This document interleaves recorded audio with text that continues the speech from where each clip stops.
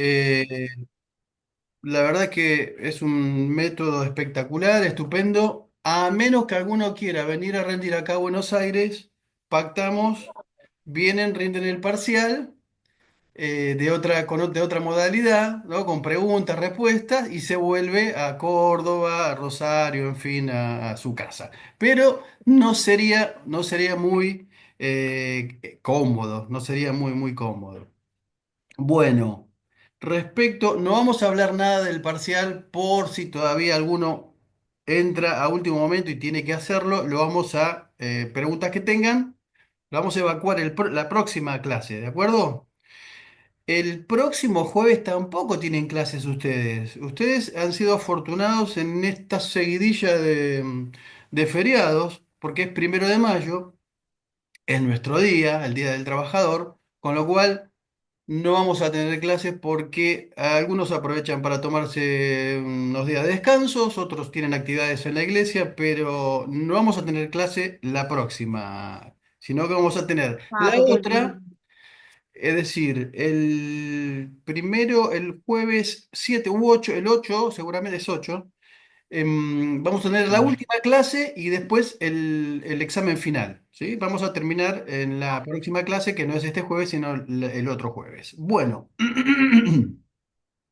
vamos a continuar con el material que tenemos. Vamos a trabajar la página 160, a partir de la página 160 que comienza explicando el autor la maldición causada por el primer pecado y las consecuencias, y cómo viene la seguidilla de maldiciones a partir de ese primer pecado. Recordamos siempre que fue un acto voluntario de desobediencia, de rebeldía, y esto rompió la comunión con Dios. Y en respuesta a esto, Dios pronuncia maldiciones sobre Adán, sobre Eva y sobre la creación. La pregunta es, ¿de qué nos salvó Dios? ¿De qué nos salvó? ¿Saben de qué nos salvó? De Él mismo. Nos salvó de Él mismo. Planificó antes de la fundación del mundo una estrategia de salvación para nosotros, sabiendo de antemano que ya íbamos a pecar. Y esta es la pregunta del millón. ¿Por qué Dios si sabía? Bueno, como les dije, muy probablemente muchas preguntas que tenemos no van a ser resueltas tan fácilmente. Así que hay que aprender a vivir con el misterio. Bueno, surge acá una experiencia desagradable para el ser humano. Miren qué interesante. Dios maldice. Miren qué palabra interesante. La maldición, el maldecir. El maldecir sobre una persona, el maldecir sobre las cosas, el maldecir en este caso sobre la creación. ¿Vieron lo que es la maldición? Es el maldecir. Y esto es lo que va a ocurrir. Va a entrar en el mundo algo que antes no existía, que se llama sufrimiento. El sufrimiento entra al mundo a partir de la caída, a partir de la desobediencia, un acto voluntario del hombre porque estaba expuesto en el jardín a un simple mandamiento.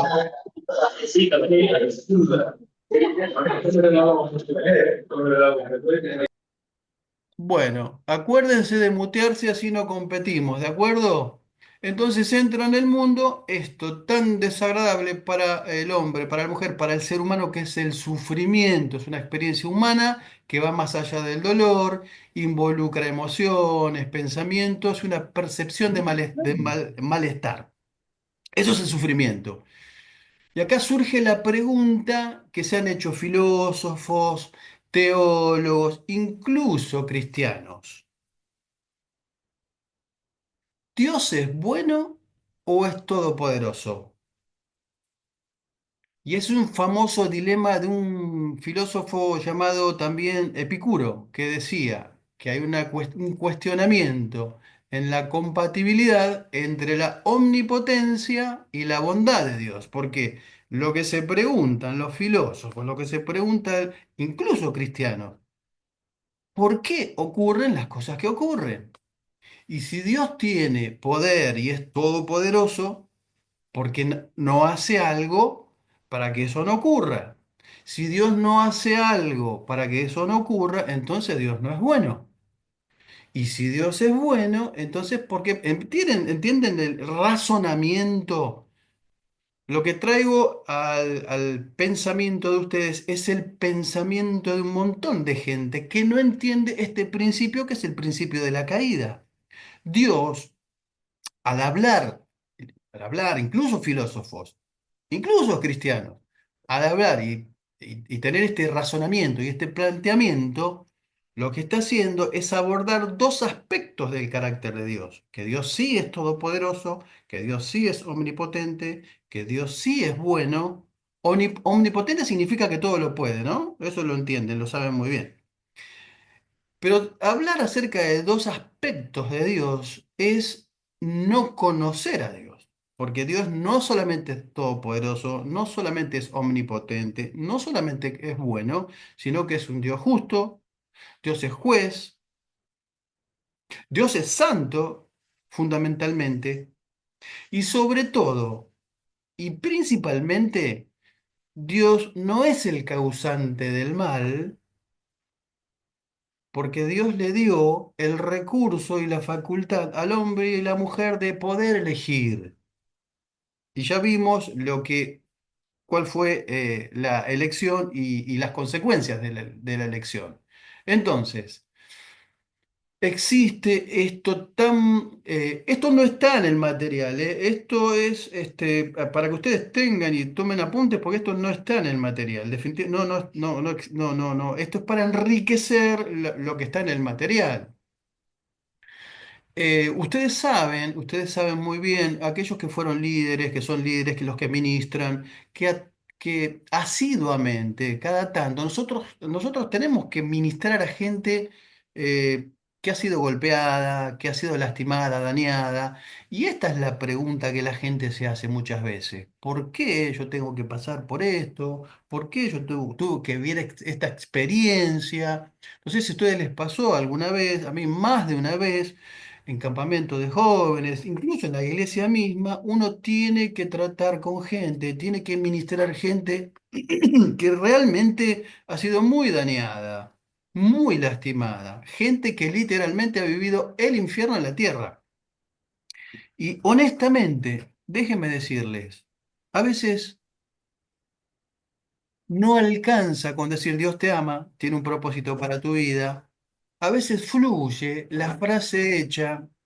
A veces, mm, no por mala intención, pero como que tenemos el libretito para la gente, en realidad uno debería tener el suficiente discernimiento, pedirle al Señor en ese momento que le dé la palabra justa y adecuada para ese momento, porque hay gente que realmente está destrozada, viene destrozada a nuestras iglesias. Una vez recuerdo hace ya un tiempo largo, y es un caso de tantos, que una chica llega a un campamento, por ejemplo, para que más o menos entendamos la idea un poco más del sufrimiento. La chica había sido abusada por el padre, había sido abusada por el abuelo y había sido abusada por un líder de la iglesia. Entonces, ¿qué decimos a esa gente? ¿Qué decimos a esa persona? No alcanza una vez más con la frase hecha, Dios te ama, tiene un propósito para tu vida. Y la verdad que no es suficiente, no es suficiente. Tenemos que ser tenemos que ser muy empáticos, pero sobre todo y fundamentalmente pedir dirección al Señor para tener la palabra justa y adecuada. Bueno, es el sufrimiento, es así cómo surgen las cosas a partir de la caída, porque recuerden que en el diseño original de Dios eso no estaba.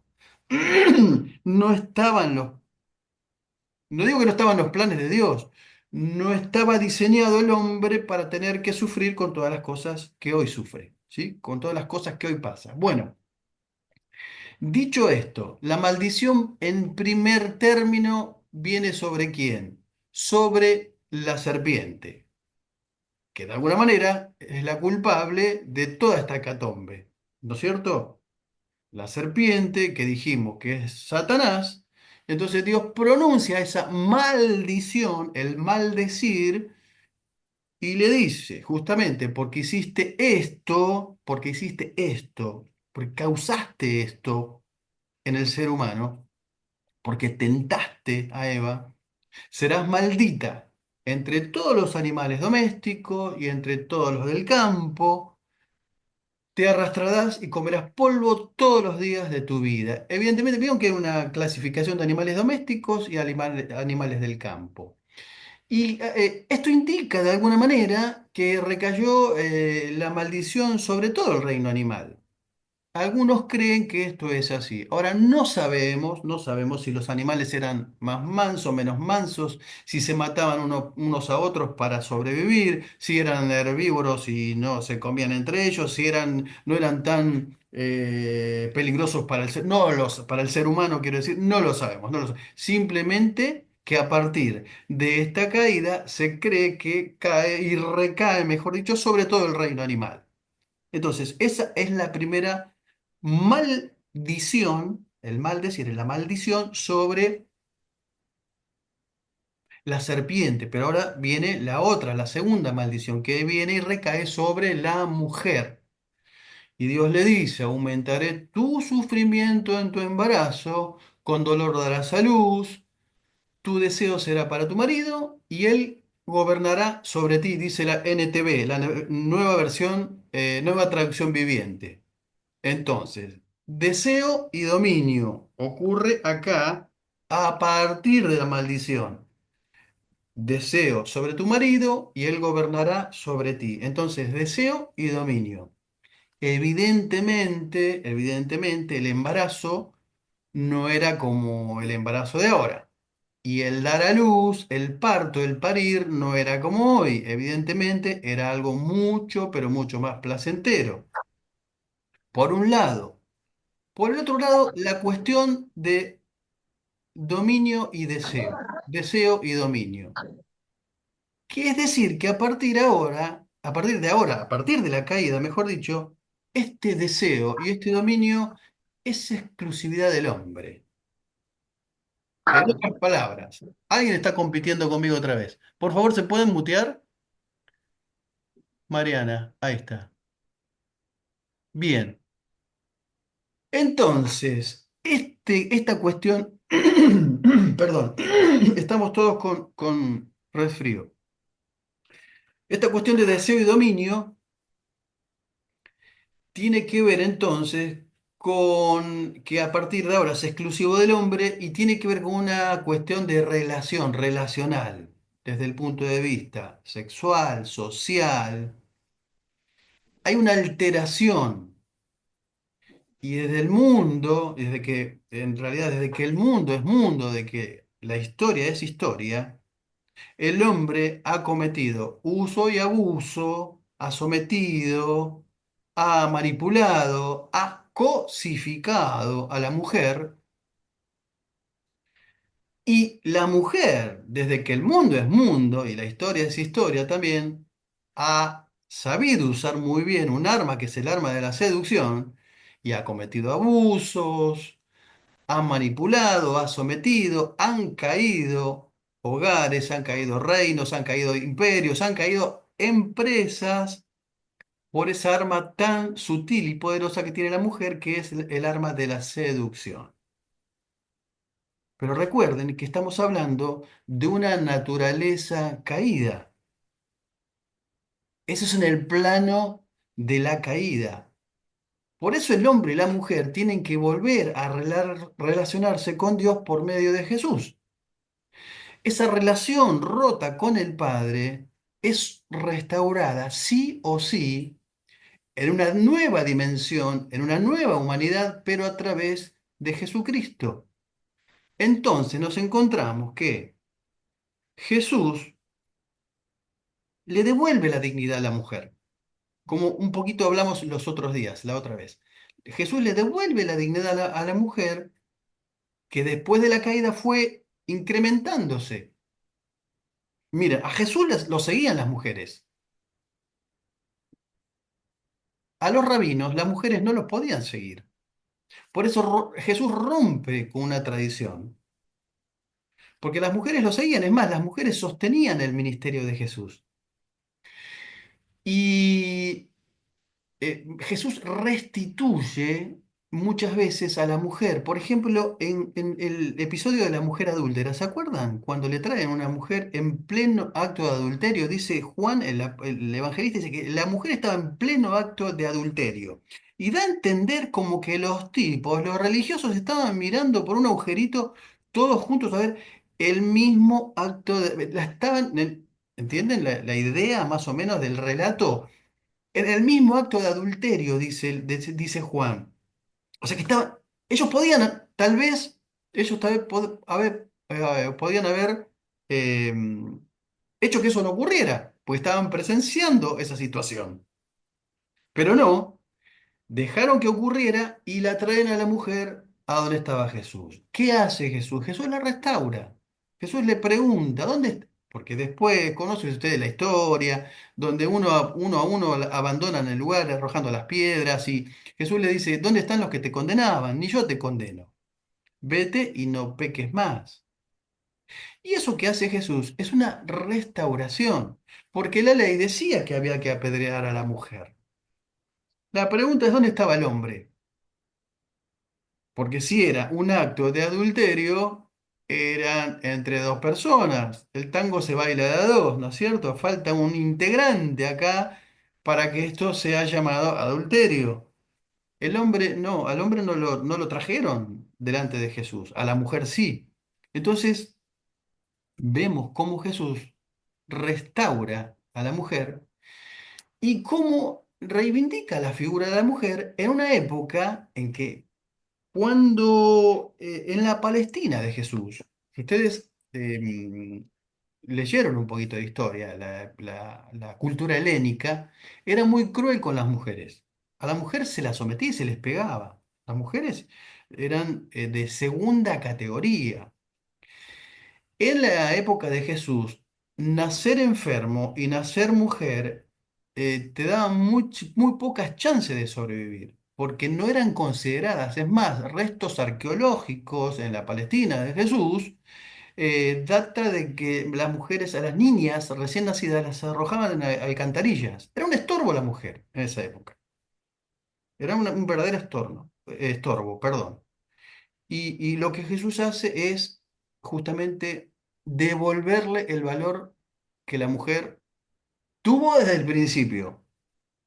Cuando vemos a María a los pies de Jesús, ¿vieron el episodio cuando está Marta afanada? Bueno, Marta en realidad está choqueada, no solamente por las cosas que está haciendo, sino porque su hermana estaba a los pies de Jesús y ninguna mujer se ponía a los pies de un rabino. ¿Conocen la frase del apóstol Pablo que él decía que había sido enseñado a los pies de Gamaliel, un gran maestro de Israel? Bueno, los rabinos no le enseñaban a las mujeres y ella estaba a los pies de Jesús. Entonces, estas cosas eran revolucionarias. O sea, para la mujer era totalmente novedoso. ¿Qué estoy diciendo con esto? ¿Qué quiero decir con esto? Bueno, que la caída hizo posible que ese dominio y deseo hacia el hombre en cuanto a la mujer, en su relación con la mujer, ahora es revertido, es cambiado. Ahora se cambia por otro patrón. Miren, Efesios capítulo 5, versículo 33. Dice, y pasamos que si tu deseo será para tu marido y él gobernará sobre ti, pasamos a cada uno de vosotros, dice Efesios, cada uno de vosotros, hablándole a los hombres, ame también a su mujer como a sí mismo, y la mujer respete a su marido. Miren cómo cambia, miren la visión del Evangelio, miren el nuevo patrón de la nueva humanidad, cómo cambia. Pasamos de deseo y dominio a amor y respeto. Y es la única manera en que un matrimonio cristiano funciona, en el amor y en el respeto. La mujer necesita ser amada, el hombre necesita ser respetado. y todo funciona perfectamente bien. Bueno, podríamos hablar ahora desde de la desigualdad entre el hombre y la mujer, porque ustedes saben que no hay igualdad entre el hombre y la mujer. Vieron que ahora todo el mundo quiere que el hombre y la mujer sean iguales. Bueno, son iguales en dignidad y en cuerpo de Cristo somos uno, como dijo, como dice Gálatas 3:28, ni judío ni griego, ni esclavo ni libre, ni hombre ni mujer, somos uno, dice Pablo a los Gálatas, a la iglesia de Galacia. En sentido de un cuerpo somos uno, pero no somos iguales, hombres y mujeres, no somos, gracias a Dios que no somos iguales. ¿Algún hombre se quiso casar alguna vez con una mujer que pensara como él? ¿O que tuviera los mismos sentimientos o que, sí? ¿Alguno de ustedes se quiso, tener que casarte con vos mismo? Es imposible. No existe. O sea, gracias a Dios, la diferencia hace posible al complemento, a que seamos complementarios.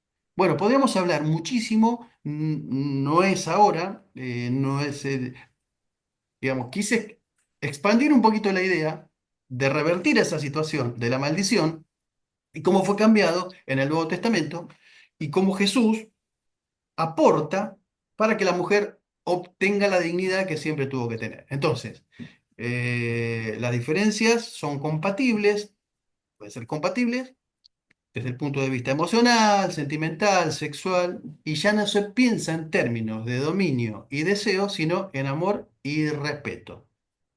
En el reino, en la nueva naturaleza, ¿no es cierto? ¿Sí? Bueno, ahora hay un discurso que se pretende que el hombre y la mujer sean iguales, pero yo creo que tiene que ver con oportunidades, oportunidades laborales, y la verdad que estoy de acuerdo con eso, pero definitivamente no pueden ser iguales, no pueden, sí en dignidad, pero no,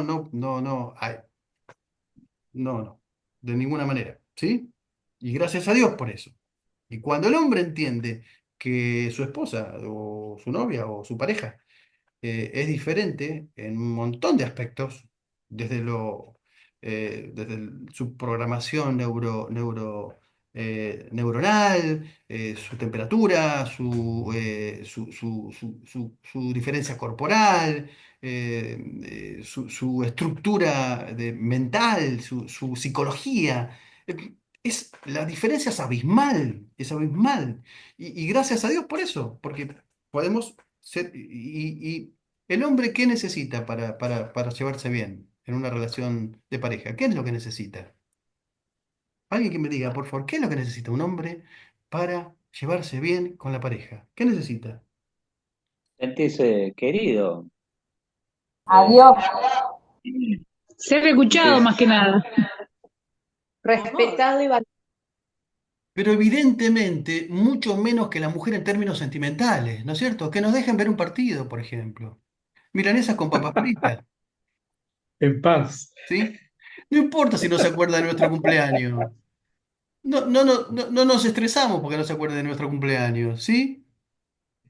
Pero tenemos una estructura mucho más básica, muchísimo más básica, y la complejidad de la mujer es hermosa, es hermosa. La mujer lo que necesita es empatía. El hombre lo que necesita es simple información, nada más.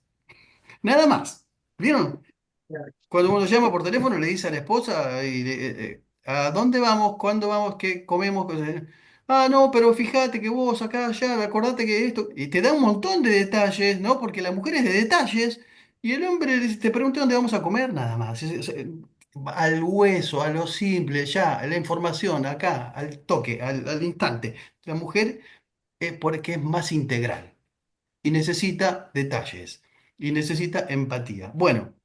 Me encantan las charlas para matrimonio, entonces a veces me excedo un poquito, ustedes disculpen, pero No, está buenísimo, pastor, profe. bueno, bueno, bueno. Siga, siga. No. No, suficiente por acá. Pero tiene que ver con deseo y dominio, es decir, incluso en el plano sexual. En el plano sexual, ¿cómo funciona la mujer? Totalmente diferente al hombre, pero totalmente diferente al hombre. ¿Cuándo el hombre está dispuesto para el acto sexual? Honestamente, siempre, en todo momento, en toda ocasión. Está deprimido, quiere. Está enojado, quiere. Está enfermo, quiere. Tiene fiebre, quiere. Está feliz, quiere. Siempre. O sea, siempre listo, como es un Boy Scout, ¿sí o no? La mujer no, la mujer necesita su tiempo, su clima, su situación, su momento. Y gracias a Dios por eso. El hombre que no entendió eso no entendió nada. ¡Listo! Está acá. Stop. Ahí está. Bueno. Gracias, pastor, No, gracias. no. Tranquilo, tranquila. Pero uno le pregunta muchas veces a las mujeres, porque uno tiene que aprender a decodificar ese sistema que no es fácil, no es fácil para el hombre. ¿Cómo te sentís? Si ella dice bien, puede ser bien más o menos, está atravesando una tragedia, le duele algo, no, hay un sinfín de explicaciones, a ese me siento bien. Y uno tiene que tener el don de la interpretación, porque si uno da por sentado que en realidad le dijo que está bien, a lo mejor no está bien. Entonces, la mujer en esa complejidad es maravillosa y nosotros los hombres aprendemos todos los días en esta relación a aprender a amar a la mujer que hemos elegido y que Dios ha puesto en nuestro camino. Y aprendemos a ser felices en esa complejidad que es maravillosa. Bueno, vamos con vamos con la maldición sobre el hombre. Viene la mujer, viene la maldición sobre la mujer. Cristo restaura, Cristo sana, y ahora viene la maldición sobre el hombre. Dios le dice al hombre, Ay, no sé qué dice ahora. sea maldita la tierra por tu causa, con dolor, sufrimiento, ¿vieron? Con dolor, otra vez, sufrimiento, comerás de ella todos los días de tu vida. Con sudor, con sudor de tu frente, comerás el pan hasta que vuelvas a la tierra, porque de ella fuiste tomado, polvo eres y al polvo volverás. Esta maldición incluye tanto, quiero decir, la muerte física como la muerte espiritual. Algo que antes no existía. Algo que antes no existía. Es decir, el sufrimiento y la muerte. Algo que antes no existía. Y con esta maldición fueron expulsados del jardín. Es decir, del lugar donde convergía el cielo y la tierra, donde Dios se paseaba entre ellos, donde tenían afinidad, comunión, veían a Dios, hablaban con Él, ahora son expulsados y maldecidos. Y esta maldición explica un poco el problema, o la problemática de por qué el hombre tiene que sufrir tanto para el sustento diario, ¿no es cierto? La problemática en el trabajo, los problemas laborales, la explotación en el trabajo, también la falta de compromiso del hombre en su trabajo, porque vieron, existe la ley del menor esfuerzo también. Antes esto no era así. El diseño original no contemplaba esto. Y eso hay que tenerlo en cuenta. Y la tercera maldición que viene es sobre la tierra. Será maldita la tierra por tu causa. Espinos y cardos te producirá. O sea, esto indica que todo lo que en ella crece está bajo maldición. Antes no llovía. Comenzó a llover en la época de Noé. Caía un rocío, ¿no? O brotaba, quiero decir, un rocío del huerto y había un mantenimiento para todo lo que había en el huerto. Y todo era perfecto. Todo era bueno y bueno en gran manera. Ahora viene una maldición sobre la tierra. Y el apóstol Pablo, en Romanos capítulo 8, habla, por esta causa es que el apóstol entonces dice que la creación gime a una a causa del pecado. Hace una comparación el apóstol Pablo de una mujer embarazada que gime en un parto, pero que siente alivio después del alumbramiento. Es decir, la figura que presenta el apóstol Pablo acá es que va a venir un alivio cuando todo esto vuelva a ser restaurado en la venida, cuando venga el Señor, ¿no es cierto? Pero por ahora la tierra gime dolores de parto. Esta maldición de alguna manera también explica los desastres naturales. ¿Vieron cuando nosotros vemos que ocurren desastres naturales? Esto es propio y esto explica No de alguna sé. manera, esto explica eh, es lo que tiene que ver con la maldición. Ahora, el hombre conspira, ¿no? En contra del planeta. La tala indiscriminada, la contaminación ambiental, los incendios forestales provocados intencionalmente, los pesticidas no permitidos, la contaminación en los océanos, en los ríos. Es muy fácil y en realidad es muy hipócrita echarle la culpa a Dios por los desastres naturales, porque la gente que no cree en Dios echa la culpa a Dios de todo lo mal que ocurre en el planeta. Pero hay una responsabilidad.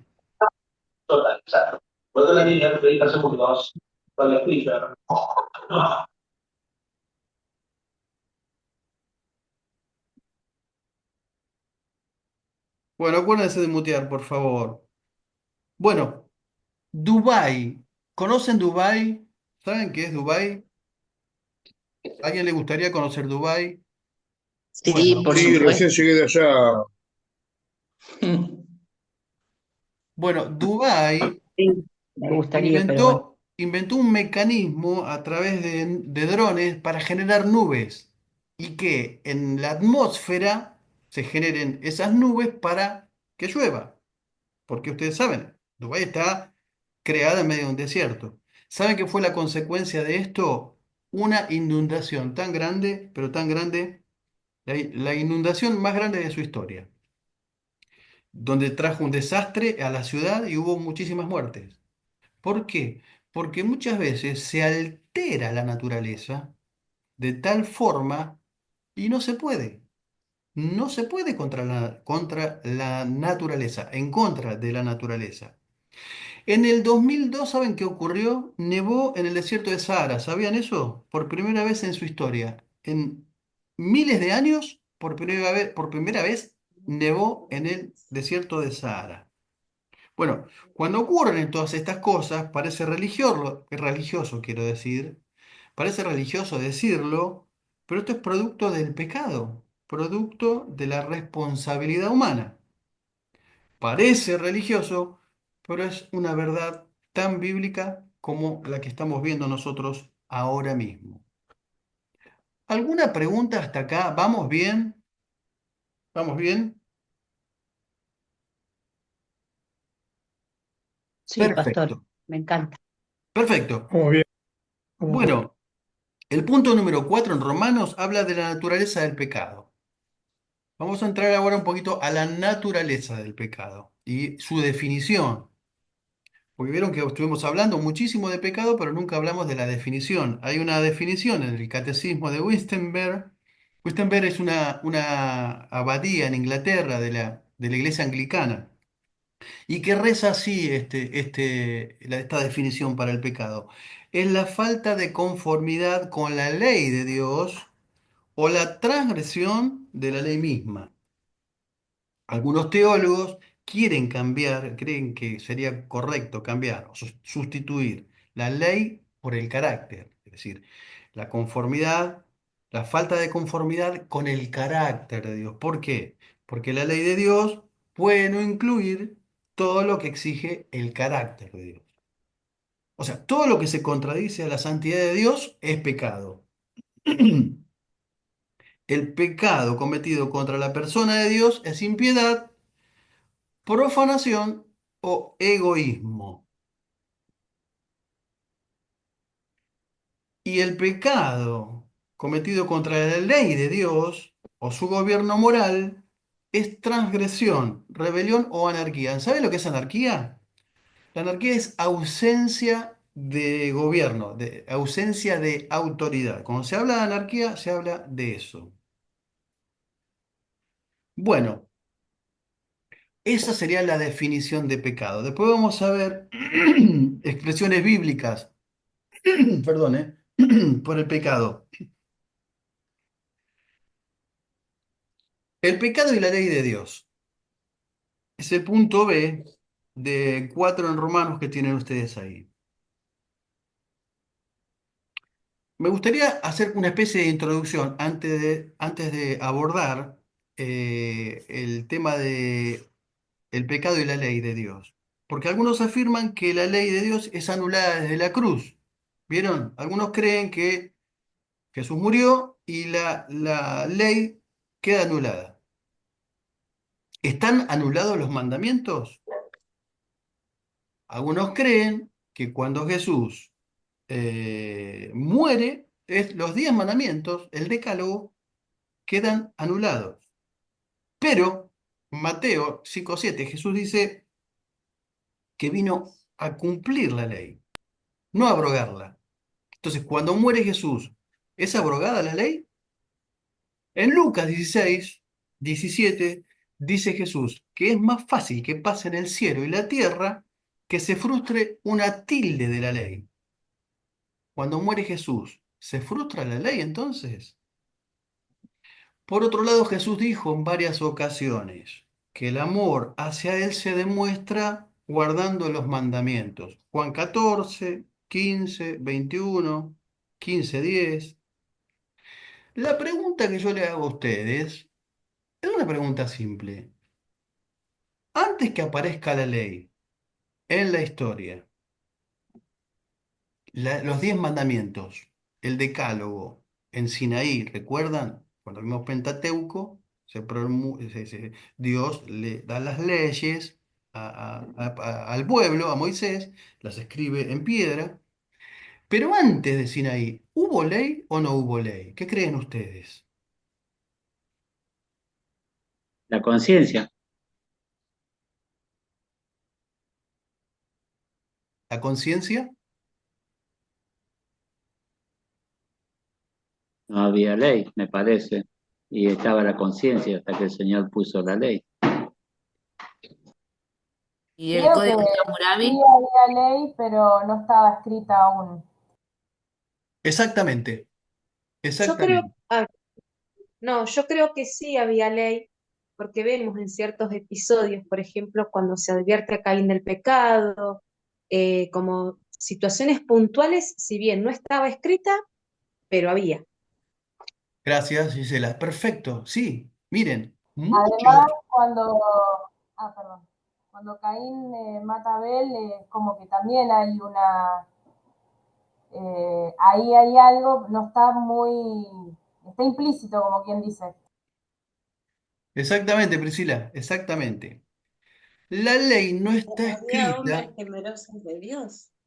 sí, la ley no está escrita, no está instituida para el pueblo formalmente cuando Dios elige el pueblo para él, que es muchos creen, para él, el pueblo judío, del cual después viene la iglesia, muchos creen que no hubo ley antes de la ley, de haber sido promulgada en Sinaí, no hubo ley y que por ende la ley es a partir de Sinaí con Moisés y es para el pueblo judío, nada más.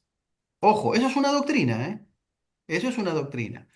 Pero nosotros podemos ver que en realidad Dios le da una ley a incluso los antediluvianos, de forma oral. Es muy fácil entender esto. Lo primero que tenemos que entender para entender esto es que para que haya pecado es necesario e indispensable que haya ley. Romanos 4:15 dice Pablo, dice el apóstol Pablo, donde no hay ley tampoco hay transgresión. Romanos 3:20, por medio de la ley es el conocimiento del pecado. Lo dice Pablo en el libro de Romanos. El pecado se define en base a la ley. ¿Se le puede cobrar una multa a una persona que pasa un semáforo en rojo si no había semáforo, por ejemplo?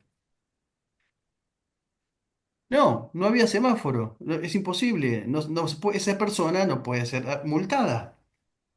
Y esto es tan básico como que Dios no podía culpar a Adán y Eva si antes no le hubiera prohibido, no le hubiera establecido un mandamiento, una ley al menos que tenía que ver con no comer del árbol prohibido.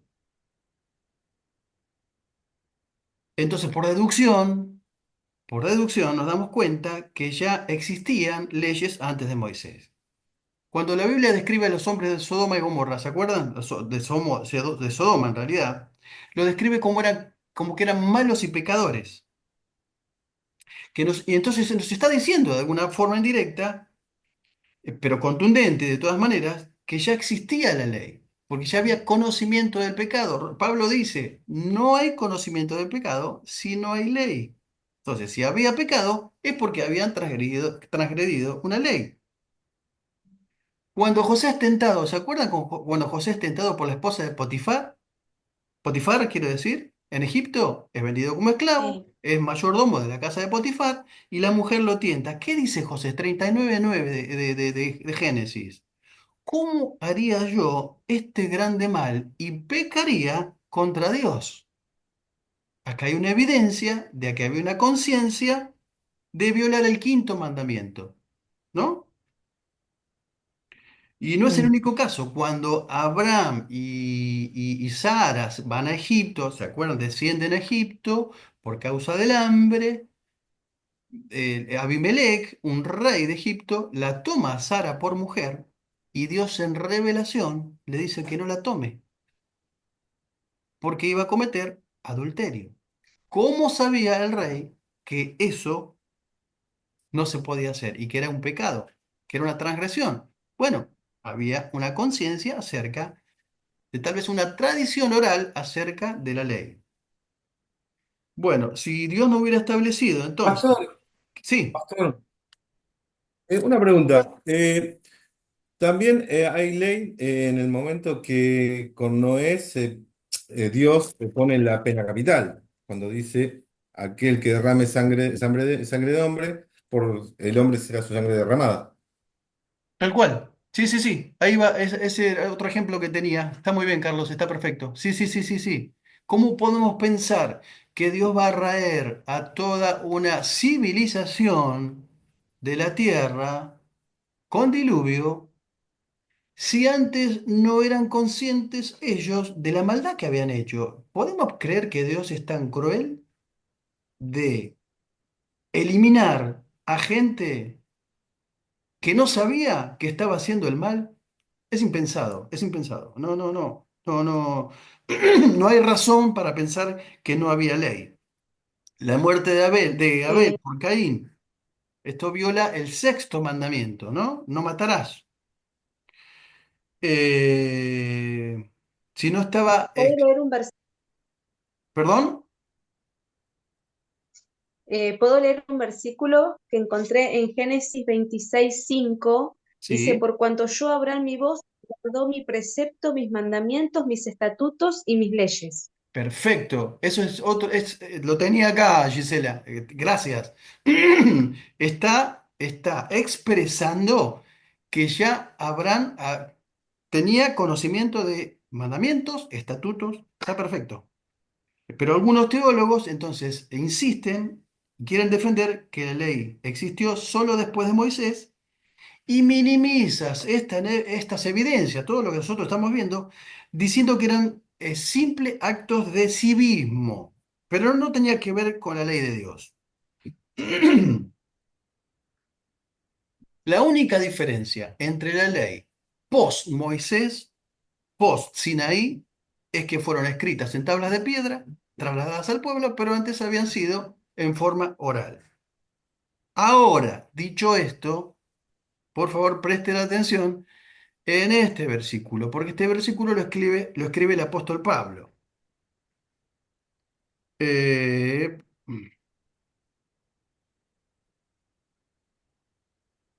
Romanos 5:13. Dice el apóstol Pablo, con atención, escuchen por favor. Pues antes de la ley había pecado en el mundo, pero donde no hay ley, no sin culpa de pecado.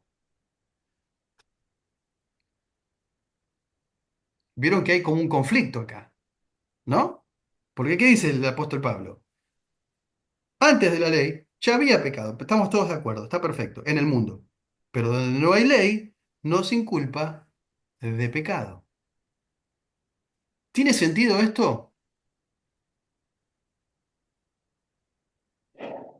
Porque es como una contradicción de lo que dice el apóstol Pablo dos capítulos anteriores. En el capítulo 3, versículo 20, por medio de la ley es el conocimiento del pecado. Y el apóstol Pablo dice que antes había pecado, y si había pecado es por el conocimiento de la ley. En realidad no hay una contradicción. El apóstol Pablo no dice, no está hablando de la ley oral, está hablando de la ley escrita, lo que vino después con Moisés, ¿sí? Antes de la ley escrita, entonces había pecado, y si hay pecado, había ley. Bueno, entonces, ¿la ley está vigente? ¿Está vigente hoy? ¿La ley está vigente hoy? Sí, Sí, Sí, ¿Hay que cumplir con los 10 mandamientos? sí. sí, sí, Porque dice la Biblia, además, que los mandamientos es hasta Jesús.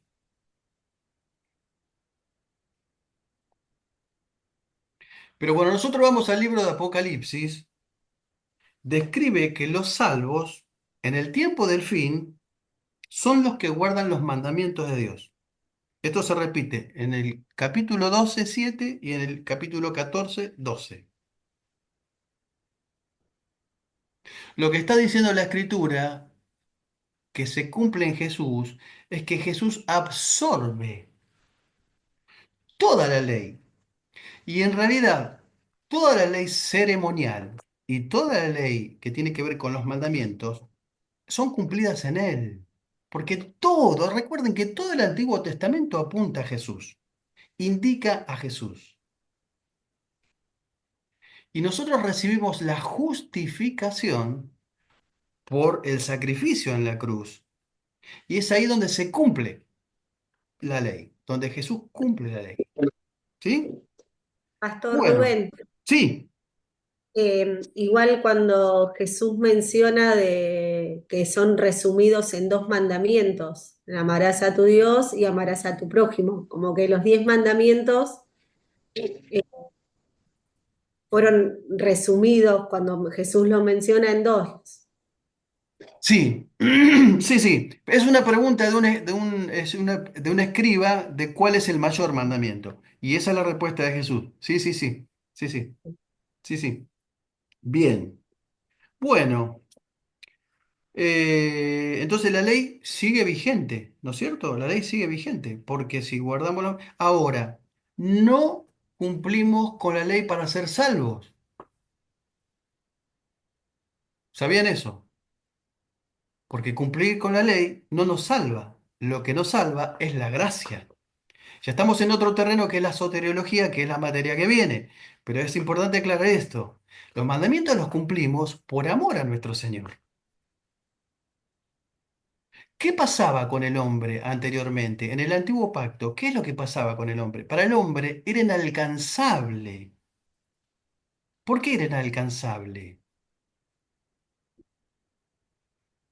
Porque Jesús no había venido. Hoy, nosotros, recuerden esta es una diferencia abismal, que ustedes, esto les tiene que volar la cabeza. Recuerden que Dios estaba con su pueblo en el antiguo pacto, pero ahora Dios está en su pueblo en el nuevo pacto. Antes Dios estaba con su pueblo y ahora está en nosotros, dentro de nosotros. Por eso podemos cumplir los mandamientos, porque en realidad no seríamos nosotros cumpliendo los mandamientos, sino Cristo en nosotros expresándose. ¿Entienden la diferencia abismal de esto? Bien, Sí. Vamos con la naturaleza de la ley de la naturaleza de la ley de Dios, quiero decir. Entonces, como el pecado es transgresión, se Perdón, imputa. pastor. Sí, ¿Puedo, puedo cerrar con algo? adelante, Recién lo que Gisela. usted, sí, lo que usted mencionaba, esto de que ahora Dios está, o sea, está dentro de nosotros, pero también por medio del Espíritu Santo, ¿no? Creo que es importante remarcar. Sí, sí, sí. Gracias por la aclaración. Sí, sí, sí, sí, sí, sí. Yo creo que entendieron eso, lo habían entendido como lo dije yo. Sí, sí, sí. Gracias. No, está Sí, muy sí, buena la sí. Sí, aclaración. Sí, sí, sí, sí, sí. sí. Se Sí, entendió sí. bien. Sí. Exacto. Sí, Él es el que nos ayuda, nos da fortaleza. A través del bien. Espíritu Santo. Vamos con la naturaleza de la ley de Dios. Puesto que el pecado, entonces, transgresión, es importante conocer cosas acerca de la ley. En principio, no hay nada malo en la ley, ¿sí? Porque estemos bajo la gracia no significa que la ley sea mala. Pablo declara que la ley es buena, santa en sí, y es una revelación de de la naturaleza de Dios. Su voluntad solo puede ser buena. Punto B, lo tienen ustedes ahí en los apuntes. Simplemente lo leo. No es arbitraria porque brota de su propia naturaleza. No es buena solo porque Dios lo dice, sino porque Él es recto en todo lo que hace y en todo lo que dice. Ahora, cuando Dios la entrega a la humanidad, recuerde, y volvemos un poquito a lo que decíamos antes, cuando Dios la entrega, era completamente consciente que no la iban a guardar, que no podían guardarla. Entonces, ¿por qué Dios lo hizo? ¿Por qué Dios lo hizo? ¿Por qué Dios le da la ley al pueblo si sabe que no la va a poder cumplir? Porque tuvo un propósito en su sabiduría divina. Tuvo un propósito. Y ahora vamos a ver, ahora entramos entonces al propósito de la ley de Dios. Pastor, Sí, ¿le puedo hacer una pregunta adelante. que es un poco ignorante, pero bueno, necesito sacarme la duda? Tengo un dilema contra lo que es moral y el Espíritu Santo. El Espíritu Santo nos convence de pecado, es el que nos habla y constantemente nos está diciendo el bien y el mal. Ahora bien, la moral es básicamente lo mismo, ¿o no? Lo que nosotros internamente nos dice que cuando nacemos algo está mal o está bien, independientemente de tener el Espíritu Santo o no. ¿Se entiende la pregunta? Entiendo, Priscila. No hay rasgos de ignorancia en ninguna pregunta. Voy a decir esto, que se entienda bien. Todos somos ignorantes, no todos ignoramos las mismas cosas, ¿ok? Ahora, voy a tratar de responderte, a ver si entendí tu pregunta en realidad. Nosotros tenemos un estado moral, claro que sí. Sabemos discernir entre el bien y el mal. Lo que el Espíritu Santo hace es ayudarnos a tomar la decisión correcta. O sea, el ser humano ya tiene una conciencia porque tiene la imagen de Dios. Recuerde, la imagen de Dios está en el ser humano. Nosotros, los cristianos, tenemos un plus.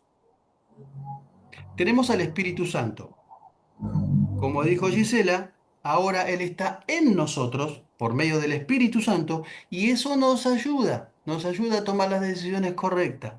Nos ayuda a resolver las situaciones y a discernir sobre todo entre lo que corresponde, entre lo que no corresponde, entre lo bueno, entre lo malo.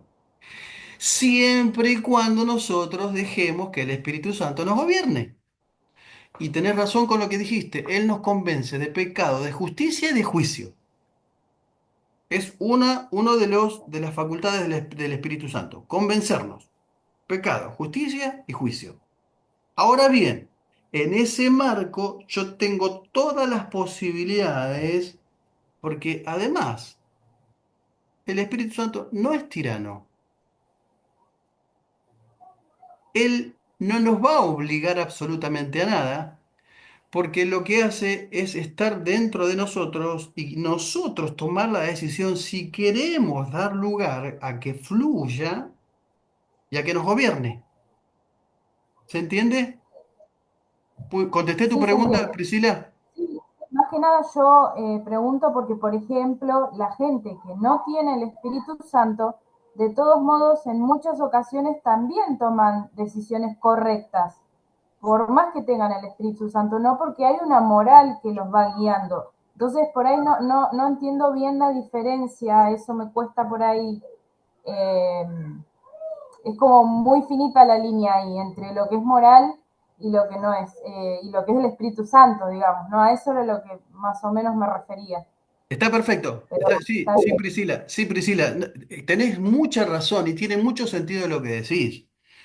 Yo tengo un amigo que no es cristiano, se llama Steve Bujasic. Él es inglés.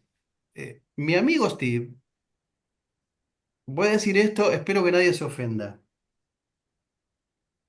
Es mucho más correcto, mucho más íntegro de que muchos cristianos que conozco. O sea, él no es creyente, no es ateo tampoco. Él cree en Dios, pero no es un cristiano como nosotros solemos decir, comprometido, nacido de nuevo. Él cree a su forma. ¿Que no se congrega? No, no, no, no, no. Él es ortodoxo, de la iglesia ortodoxa, cristiana ortodoxa. Pero más allá de eso, eh, estamos hablando de una conducta, no estamos hablando de una posición en realidad, estamos hablando de una conducta. Yo te puedo asegurar que es incapaz de hacerle el mal a alguien. Ahora, con esto, ¿qué quiero decir con esto?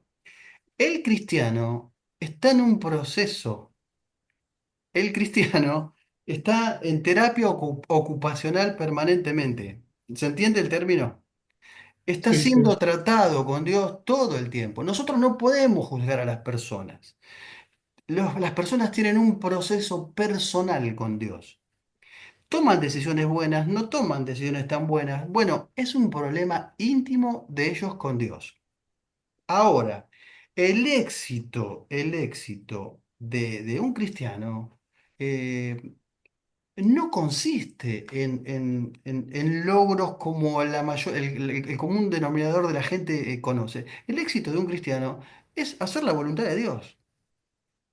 Muchos se confunden y creen que el éxito, por ejemplo, en el ministerio, es tener una iglesia más grande, es ser más carismático, es que Dios los use en la cantidad de dones que Él cree que tiene las capacidades, ¿no? Y la verdad es que erramos al blanco ahí, ¿no? Y eso es pecado también. Ahora vamos a hablar acerca de eso. Erramos porque en realidad el éxito de un cristiano es hacer la voluntad de Dios. Eh, Moisés fue usado por Dios para hacer un milagro. Fue exitoso, ¿sí? Fue exitoso. 3 millones de personas bebieron agua de la roca, pero no entró en la tierra prometida. Entonces, ¿en qué consiste el éxito?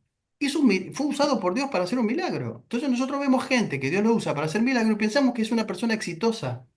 En el hablar de Dios, en el canon espiritual, las cosas no son como nosotros las vemos, es como Dios las ve.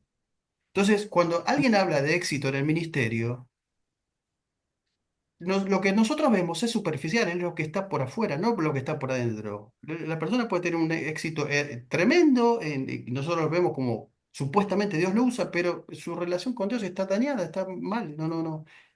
No, bueno, pude contestarte entonces, Priscila. Gracias. Perfecto. Bueno, vamos con el propósito de la ley de Dios entonces. El propósito, entonces, tiene que ver que fue dada para acentuar el conocimiento del pecado en la persona.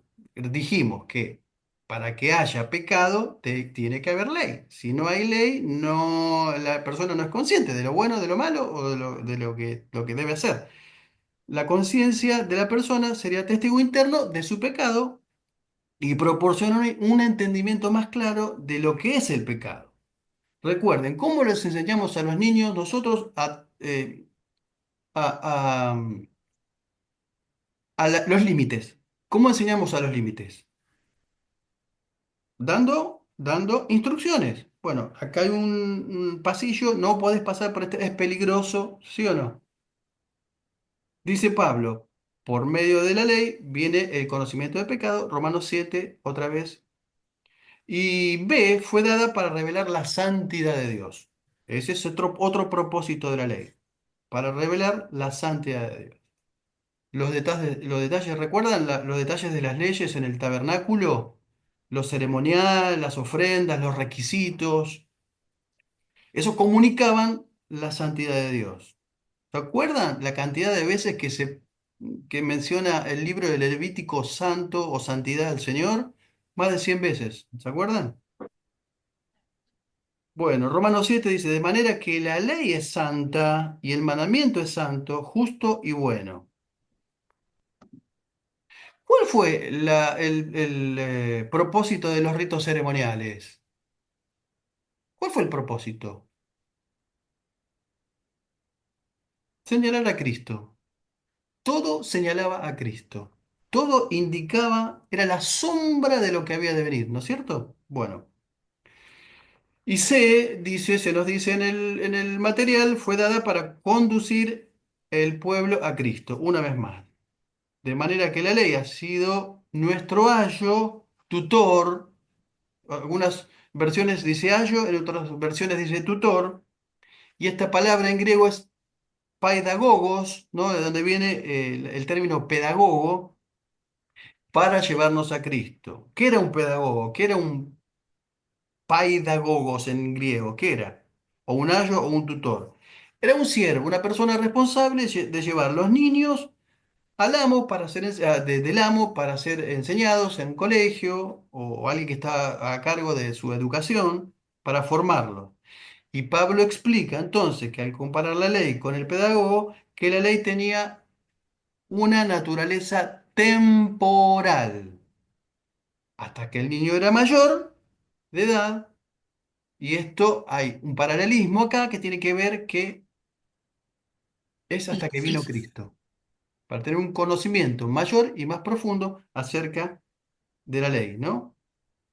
La ley no podía salvar, entonces, como dijimos, la ley no salva, no podía salvar a nadie, servía en todo caso para darse cuenta de la necesidad de Cristo.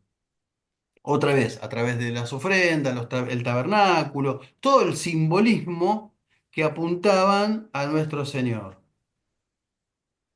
Una vez venido Cristo, ya no era la ley necesaria en términos salvíficos, ¿sí? No era necesaria en términos de la salvación. Entonces, Cristo nos redimió de la maldición de la ley, porque dice la Escritura que maldito todo es aquel que es colgado en un madero. Es decir, que la maldición que me correspondía, Cristo la tomó y se hizo maldito por mi maldición. Eso es lo que llamamos sustitución, ¿no? El cordero, el animalito, Cristo, en este caso, es el sustituto. En el lugar que nos correspondía a nosotros, es sustituido por Cristo. Bueno, algunas expresiones bíblicas de pecado. Estamos en la página ya 164. Esto es importante. La palabra pecado aparece 173 veces solamente en el Nuevo Testamento. 173 veces. Y algunas de las maneras que la Biblia describe el pecado, por ejemplo, es errar el blanco. Ese término es usado frecuentemente en el Antiguo Testamento. Transgredir o traspasar, Gálatas capítulo 6. Desobedecer la voz de Dios, Hebreos capítulo 2. Pecado por ignorancia, ignorancia de lo que se debe hacer. Hebreos capítulo 9. Disminuir de lo que debía entregar totalmente. ¿Se acuerdan el episodio de Ananías y Zafira? ¿Recuerdan ese episodio? ¿Dios les pidió eso a ellos? No, No, ellos solos ofrecieron. ¿Cumplieron? No, no cumplieron. Bien. Pecar por omisión o por no haber hecho lo que se debería hacer. Estar endeudado o no cumplir un deber u obligación que Dios ha impuesto.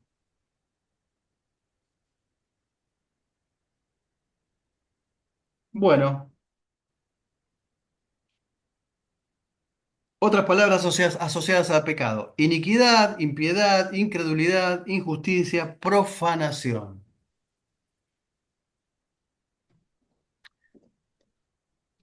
Hasta acá. Hasta acá vamos a ver hoy. Dejamos en la página 165. Recuerden que la próxima semana no tenemos clase. Así que aprovechen para leer todo lo que queda, todo lo que queda, hasta la página 175, 10 páginas, muy poquito. Y la próxima semana, Por favor, pastor, ¿puede sí, decir el título? Porque yo tengo la otra versión, la otra desde copia, el si se pecado y el mal, desde el pecado y el mal hasta el final, hasta la conclusión.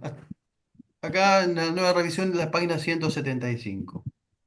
Hasta el El otro capítulo 5 libro es la sería 116. Bueno, gracias por el aporte. Muy bien, muy bien. Nos quedan unos hasta el pequeños, capítulo unos 5, ¿verdad? 165 a 175 es la nueva versión, sí. Hasta el capítulo 5 será. Hasta el final de Amartiología. Página Bien, 123 de la vieja. bueno, ¿hay alguna pregunta que quede respecto de lo que vimos hasta acá hoy?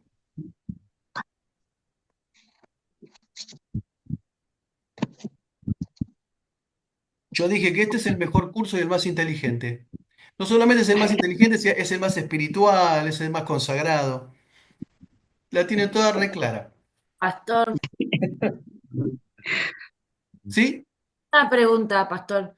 A mí se me generó una confusión, y tengo una duda que quizás me pueda aclarar, porque en otra materia nos dijo que los mandamientos no eran mandatos, sino una promesa. Sí, sí, sí. Sí, sí. Eso fue en Pentateuco. Sí, sí. Sí, sí. Correcto. Sí, sí. Y eso me genera como una confusión para que me pueda aclarar.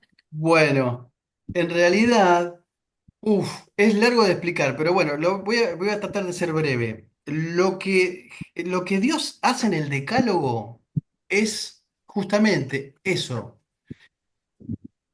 No es una promesa impuesta. Digo, no es un mandamiento impuesto, no es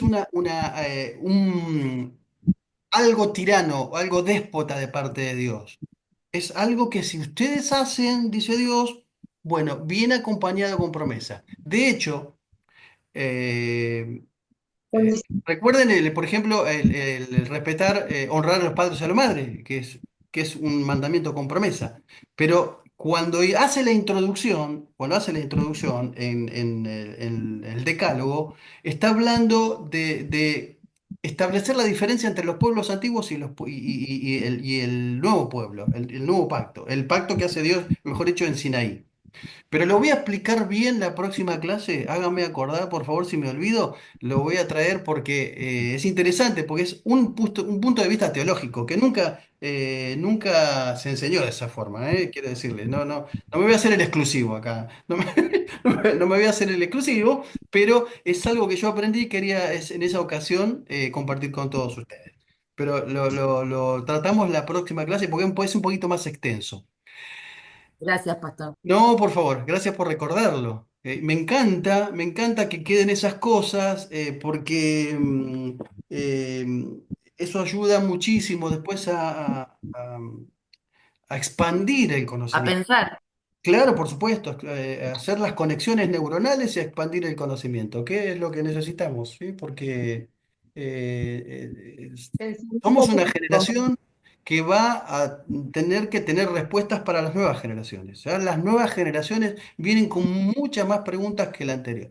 Antes nosotros decía Jesús salva y íbamos con la Biblia bajo el brazo y ya, porque lo dijo el pastor, ni siquiera cuestionábamos, ni preguntábamos, ni investigamos y viene una generación con mucho más inquieta y con muchas más preguntas. Con lo cual hay que... Pensamiento, pastor, pensamiento crítico. Exactamente, Gisela, exactamente. Así es, así es. Es lo que viene y tenemos el privilegio y el honor de ser ese puente nosotros. Tenemos Miren, nunca el mundo tuvo tanta información como ahora. En nuestra época, cuando nosotros éramos jóvenes, no existían las redes sociales, Internet no existía. Internet vino a ser como la imprenta de Gutenberg. Abrió un panorama, es una bisagra de información y la gente no está preparada para tanta información. Y hay tanta información que desinforma. Se dieron cuenta ustedes de eso? Porque hay gente que se confunde porque no tiene los conocimientos básicos establecidos, escucha cualquier cosa y cree cualquier cosa. Lo peor que le puede pasar a un cristiano es creer cualquier cosa. Entonces, cuando uno tiene la doctrina bien establecida, no se confunde, no Perdón, se mueve, se mantiene sólido. desinforma y deforma. Exactamente. Y si uno no aprende bien, no vive bien. Porque el aprendizaje bíblico no es como otra cosa. Nosotros vivimos de lo que comemos. Y comemos la palabra de Dios. No solo de pan vivirá el hombre, sino de toda palabra que sale de la boca de Dios. Bueno, Oramos, oramos. Por favor, Sí. Pastora Gisela Garro, ¿serías tan amable de despedirnos en oración? Oramos. Señor, gracias. Gracias por el privilegio que tenemos de aprender tu palabra, Señor, y de poder escudriñar lo profundo de lo que tú quieres hablarnos, no solamente a nuestra mente, sino a nuestro corazón, a nuestro espíritu, para ser confrontados, Señor, por tu palabra y de esa manera poder dar fruto. Gracias, Dios, por esta clase tan enriquecedora, por lo aprendido, Señor, y que todo lo podamos aplicar en el nombre de Jesús. Bendecimos la vida del pastor, de nuestro profesor. Oramos, Señor, por su vida, por la vida de su esposa, la pastora Flo. Que tu presencia los acompañe y así como estás en cada uno de nuestros hogares, Señor, tu bendición nos dé en esta noche el buen descanso. En el nombre de Jesús te damos gracias. Amén. Amén. Bendiciones. Dios le bendiga mucho. Amén. bendiciones. Bendiciones. Que descansen. Bendiciones. Dios los Buen fin de bendiga. semana. Buenas noches. Muchas bendiciones. Bendiciones. Bendiciones. Saludos para Bendiciones. Bendiciones. Chao, bendiciones.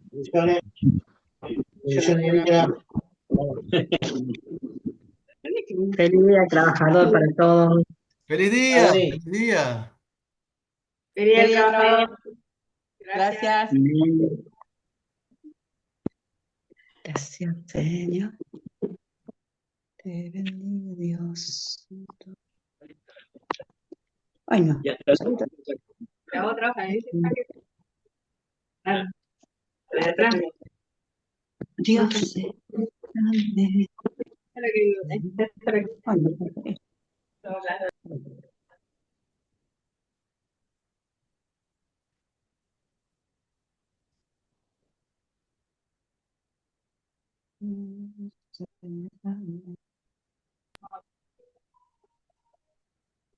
Estoy haciendo por la pastora Marita, ¿verdad? Que está esperando.